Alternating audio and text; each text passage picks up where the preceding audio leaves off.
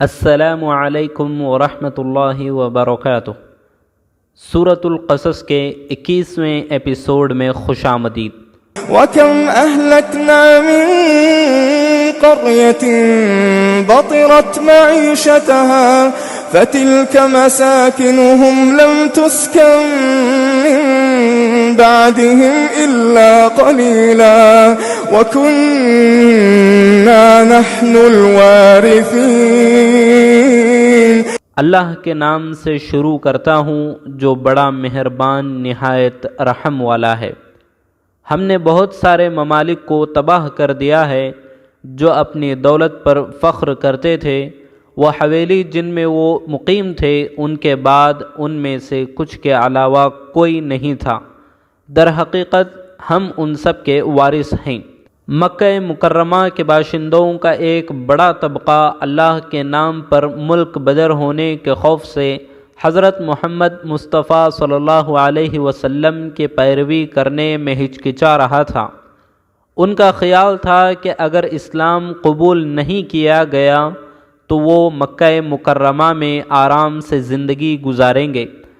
تاہم قرآن انہیں یہ بتانے کے لیے تاریخ کے واقعات کا حوالہ دیتا ہے کہ ان کے خیالات کی کوئی اساس نہیں ہے۔ قرآن نے اس حقیقت کو یاد دلایا ہے کہ بہت سے لوگوں نے یہ تصور کیا تھا کہ وہ بغیر کسی پریشانی کے اپنی رہائش گاہوں میں رہ سکتے ہیں۔ وہ لوگ اچانک اور غیر متوقع آفات سے تباہ ہو گئے۔ وہی ہے جس نے آسمان اور زمین کو انسانوں کے لیے آرام سے رہنے کے لیے بنایا، لہٰذا انسانوں کی زندگی اور حفاظت کا حقیقی محافظ اللہ ہے۔ اس کے بھی بہت کچھ حقوق انسان پر ہیں۔ بحیثیت انسان ہمیں اللہ سے فضل اور ہر حالت میں مدد کی توقع کرنی چاہیے، اور اللہ کا غضب اور عذاب ہے جس سے اسی طرح ڈرنا ہے۔ قرآنی آیات ان لوگوں سے لا علمی کا انکشاف کرتی ہیں جنہوں نے قریش کی مدد طلب کی اور ان کے ظلم کے خوف سے اسلام سے روگردانی کی۔ اللہ ہی ہے جس نے دنیا کا انتظام کیا۔ اگر اللہ دنیا کے نظام میں کوئی تبدیلی لانا چاہتا ہے تو انسان اس کو نہیں روک سکتا۔ عاد اور سمود جیسی قوموں کو جنہیں ان کے کارنامے پر فخر تھا، اللہ نے ان کے برے اعمال کی وجہ سے ان کو دنیا سے تباہ کر دیا تھا۔ وہ لوگ جو ہمیشہ مضبوط ترین اور طاقتور سمجھے جاتے تھے تباہی سے نہیں بچ سکے اور کوئی ان کو بچا نہ سکا۔ وَمَا كَانَ رَبُّكَ مُهْلِكَ الْقُرَى حَتَّى يَبْعَثَ فِي أُمِّهَا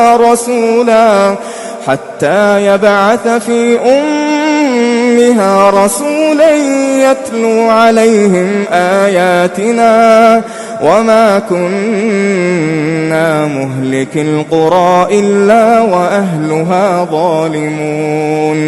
آپ کی سرزمین کو تب تک تباہ نہیں کیا جائے گا جب تک کہ آپ کے آقا اس میں کوئی قاصد نہ بھیجیں جو ان کو ہماری آیتیں پڑھ کر سنائیں، اور ہم کسی بھی ملک کے عوام ظالم ہونے کے بغیر اس ملک کو تباہ نہیں کریں گے۔ اللہ کی طرف سے زمین پر انسانوں کو پرامن زندگی کے لیے جو اصول مرتب طے کیے گئے ہیں وہ اچھے اخلاق، اچھے سلوک اور دیانت داری ہیں۔ ڈرانے والے اور خوشخبری سنانے والے کے طور پر آئے ہوئے اللہ کے انبیاء کے ساتھ ہر دور کے لوگوں کا رویے کے مطابق ان کی زندگی خوشی یا غمی کے ساتھ اختتام پذیر ہوئی۔ یہ اصول اہل مکہ پر بھی لاگو ہوتا ہے۔ ایک لمبے عرصے کے بعد اللہ نے محمد صلی اللہ علیہ وسلم کو عرب قوم کے لیے نبی بنا کر بھیجا، اور اللہ لوگوں کے موقف کا منتظر تھا۔ اللہ کی سنت یہ ہے کہ کسی قوم کو تب تک سزا نہیں دیتا جب تک ان کے پاس کوئی نبی نہ بھیج دے یا کسی اور ذریعے سے پیغام بھیج دے۔ یہ قوم یا شخص کے مستقبل کا دار و مدار اس بات پر ہوتا ہے کہ وہ اللہ کے پیغام کے ساتھ کون سا رویہ اپناتا ہے۔ نیکی کرتا ہے تو اچھا بدلہ، اور برائی کرے گا تو اس کا برے نتیجے کا بھی سامنا کرنا ہوگا۔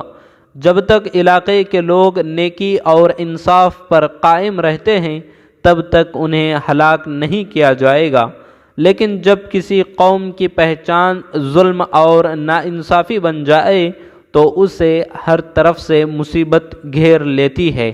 مذکورہ آیت سے ہمیں یہی سبق ملتا ہے۔